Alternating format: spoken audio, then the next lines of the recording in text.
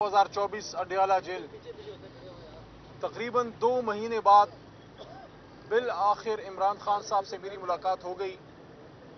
मुझे नहीं इल्म कि जब सब लोगों की मुलाकातें हो रही थी, इजाज़त थी, तो बहैसियत एक कारकुन के, एक सियासी कारकुन के, एक वकील के, जब इस्लामाबाद हाई कोर्ट के चीफ जस्टिस जनाब आमिर फ़ारूक साहब का ऑर्डर भी था, तो मुझे इजाज़त नहीं मिलती थी। आज मौका मिल गया। बाकी वकला भी मौजूद थे। काफ़ी देर इमरान खान साहब के साथ आज बैठक का मौका मिला। बहुत सी चीज़ें डिस्कस हुई। इस बात पे बड़ा खुश हूँ कि 2 महीने पहले इमरान खान साहब को जिस हौसले में छोड़ा था, उससे उनका हौसला बड़ा है, कम नहीं हुआ। हाँ, उन्होंने खुद ये बात की कि तकरीबन 5 दिन उनके सेल की बिजली बंद थी और उन्होंने कहा कि कुछ 12-14 घंटे, 10 घंटे से ज़्यादा जो है वो अंधेरे में रहना पड़ता था।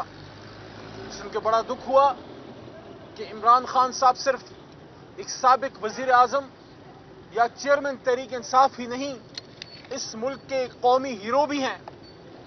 क्या जिंदा कौमें अपने हीरोज़ के साथ ये करती हैं? क्या साबिक वज़ीर आज़म इस सलूक का वो मुतहम्मिल था, या इमरान खान साहब के साथ ये जो किया गया, क्या ये जायज़ था? और आपको इससे क्या मिला? क्या अवाम से उनकी मोहब्बत कम हो गई? क्या अवाम से उनका राब्ता टूट गया? रास्ता उनका दिलों के साथ जो उनका वास्ता है वो टूट गया? क्या इमरान खान साहब का हौसला टूटा या अवाम का हौसला टूटा? वो तो बड़ा। क्या आप इसको नहीं समझते कि जो 2 साल से तहरीक इंसाफ और इमरान खान साहब के साथ हो रहा है, जो कौम के लीडर को, उम्मत के एक बड़े लीडर को अडियाला जेल की इस काल कोठरी में डाला है, इससे कौम में नफरत और गुस्सा पैदा हो रहा है? मैंने कभी ज़िया साहब के ज़माने में, हम स्टूडेंट थे, कम उम्र थे, लेकिन यादाश्त है, या मुशर्रफ साहब का जब इमरजेंसी आई, हमने कभी कौम और इदारों के बीच में इतना फासला नहीं देखा जो अभी है। तो नहीं होना चाहिए, क्योंकि हमारे लीडर, कौम के लीडर इमरान खान साहब ने हमेशा ये बात की है कि मुल्क भी मेरा है, फौज भी मेरी है, इदारे भी मेरे हैं। तो फिर ये क्यों हुआ? कौम को अपने से दूर क्यों कर रहे हो? ऐसा मत करो। इमरान खान साहब को बाहर आना चाहिए। इमरान खान साहब का एक स्टेटमेंट होगा और फिर पूरी कौम और इदारे और सब लोग आपस में दोबारा बाहमी शीर व शक्कर होंगे। लेकिन ये काम इस 25 करोड़ में एक आदमी कर सकता है, और उसका नाम इमरान खान है। जो हमारे साथ किया गया और जो हो रहा है, जो 26वीं आईनी तरमीम जिस तरीके से पास की गई, वो फस्तायत आज भी जारी है। कल रात जिस तरह हमारे बहुत ही मोहतरम एमएनए जनाब ख्वाजा शिराज साहब को उठाया गया, गायब किया गया, ये क्या है? सादुल्लाह बलोच साहब को प्रेशराइज करने के लिए उनके घर की खवातीन को उठाया गया था। कल उनके घर पे हमला हुआ है और उसकी वीडियो भी आई है जो हमारी जमात ने शेयर की है कि उनके घर को, उनकी गाड़ी को, चीजों को तोड़ा गया है। ये क्या मैसेज है? ये मुस्लिम लीग नून पंजाब में हुकूमत है। आप कैसे कह सकते हैं कि हम नहीं कर रहे? कौन कर रहा है? हुकूमत आपकी है, वज़ीर आला साहिबा खुद बैठी हैं, आप खातून हैं। आपकी हुकूमत के नीचे खवातीन के साथ जो किया जा रहा है, आप कैसे ही कह सकते हैं कि कोई और कर रहा है, हम लोग नहीं कर रहे? अगर आप लोग कर रहे हैं तो काबिल शर्म है, लेकिन अगर आप लोग खुदा ना खास्ता इतने बेकार हो गए कि आप नहीं कर रहे, कोई और कर रहे, तो फिर कुर्सी छोड़ दें। ये क्या बात हुई? शहबाज शरीफ साहब, मियां नवाज शरीफ साहब, मरियम साहिबा, आप लोगों की हुकूमत है। आपकी हुकूमत में हमारे बंदे गायब किए जा रहे हैं, उठाए जा रहे हैं, घर तोड़े जा रहे हैं, चादर चारदीवारी का तकद्दुस पामाल किया जा रहा है। इमरान खान साहब के वकील इंतजार पंजोता के साथ जो किया गया, मैंने भी ये काला कोट, ये वास्कट काली, ये वकील का निशान पहना हुआ है। आप मुझे बताएं, बाकी बातें छोड़ें। इंतजार पंजोता के बच्चों ने, और मुझे नईम ने बताया था, जो उनके कजन है हमारे वकील खान साहब के, नईम हैदर ने, कि उनकी बच्चियां हैं, उन बच्चियों ने جب اپنے باپ انتظار پنجوتا کو اس حالت میں دیکھا ہوگا، آپ مجھے بتائیں کیا وہ آپ سے پھر محبت کریں گے؟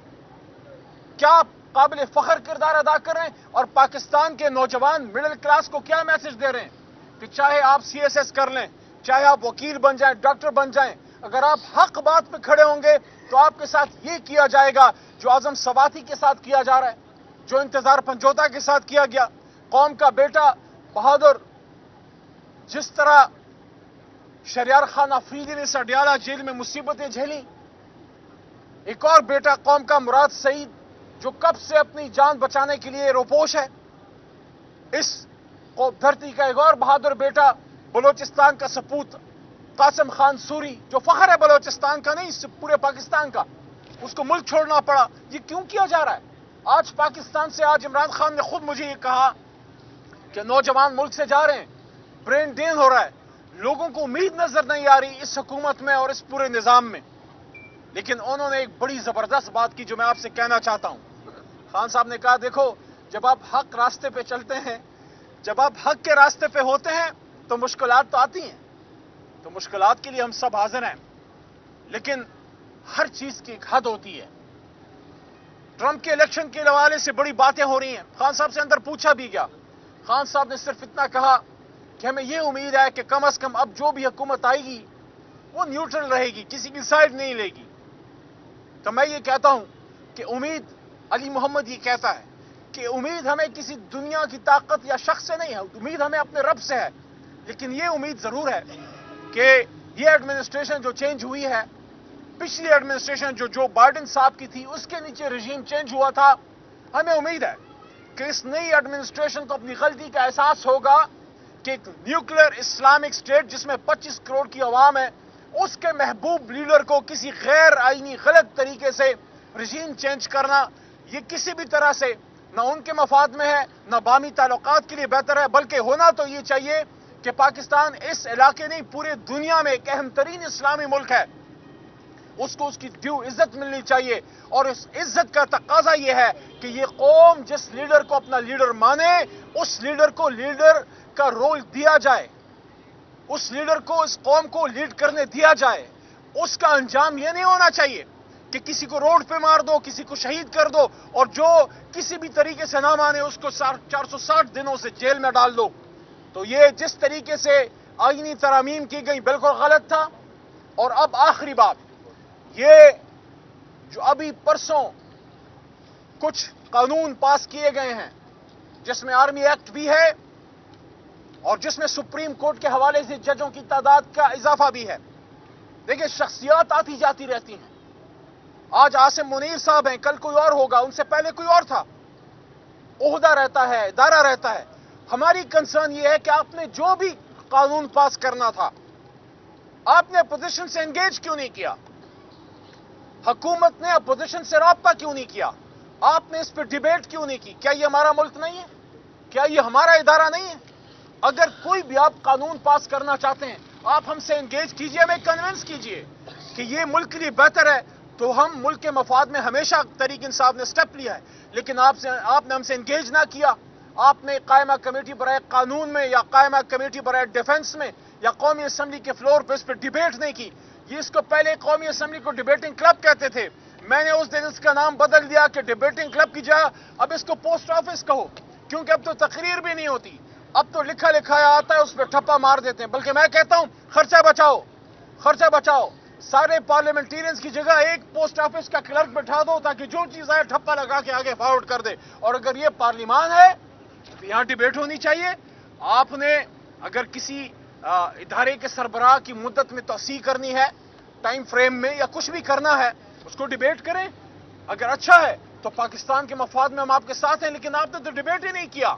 ماضی میں ایکسٹینشنز بھی ملی ہیں، لیکن اصولی طور پہ تحریک انصاف ایکسٹینشنز کے حق میں نہیں ہے۔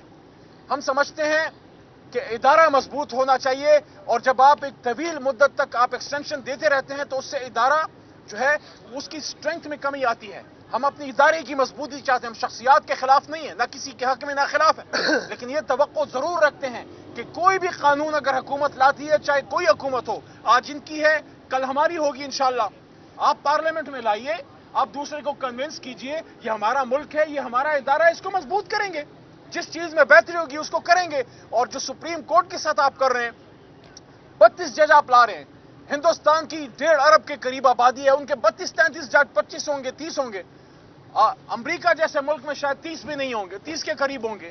آپ 25 کروڑ کے ملک میں اچانک 50% انکریز کیوں کر رہے ہیں؟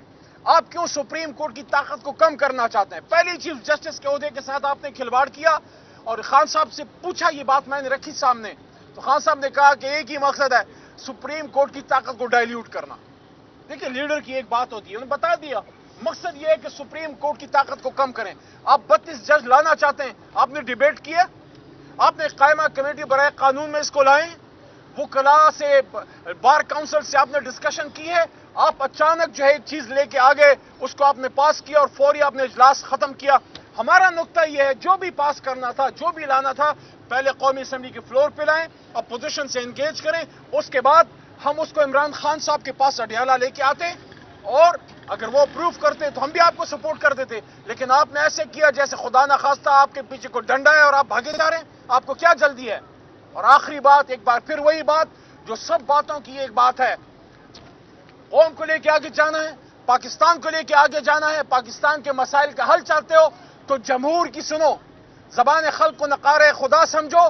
زبان خلق 8 فروری کو بولی تھی اور ایک ہی آواز میں بولی تھی کہ کون بچائے گا پاکستان؟ اللہ کے کرم سے عمران خان۔ آپ عمران خان کو باہر لے کے آئیں، ان کو موقع دیں، انشاءاللہ جب ہمیں ہمارا مینڈیٹ واپس ملے گا، عمران خان صاحب باہر آئیں گے، واپس پاکستان کے وزیر اعظم بنیں گے۔ سفر وہیں سے شروع ہوگا جہاں سے بیرونی ایما پہ روکا گیا تھا، رجیم چینج کی گئی تھی۔ انشاءاللہ پاکستان آگے بڑھے گا، پاکستان ترقی کرے گا، لیکن اس کے لیے جب تک فسطائیت ختم نہیں ہوگی، ظلم ختم نہیں ہوگا، اور عمران خان جیسے لیڈر کو آپ اندر رکھیں گے، بھول جائیں کہ پاکستان ترقی کرے گا۔